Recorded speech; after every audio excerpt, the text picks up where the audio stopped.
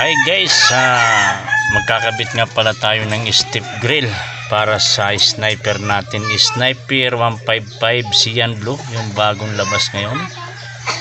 Ito maganda, tingnan natin guys kung paano to ikabit.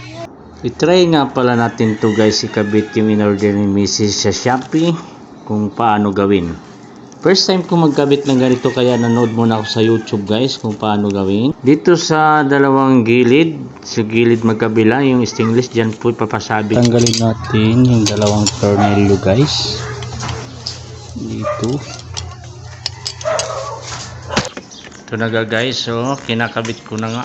At mabilis talaga pag tinanggal mo muna yung tornilyo guys, kaysa buo ilagay mo. Tanggalin natin to guys. Gamit yan, papalitan natin nung bago kasi maiksi lang yan guys.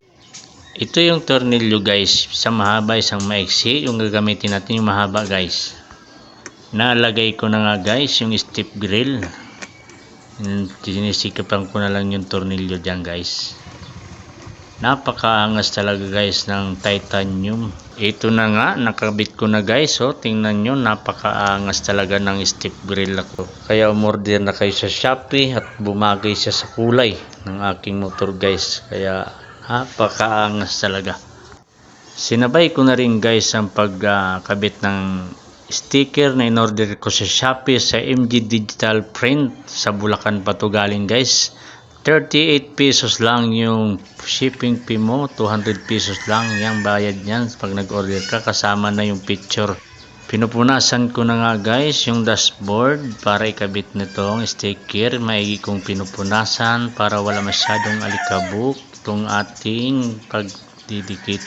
Tinatanggal ko na pala dyan yung pangmalakasan dikit ng ating sticker guys. Ayan na nga, ididikit na natin dahan-dahan para medyo maganda yung pagkakadikit niya guys sa ating dashboard. Dahan-dahan kung dinikit na guys, ayan na, makikita na sa dashboard, nakitang-kita yung picture ng aking mag-ina. Napakaangas guys, nadikit ko na ang pangmalakasan kong sticker.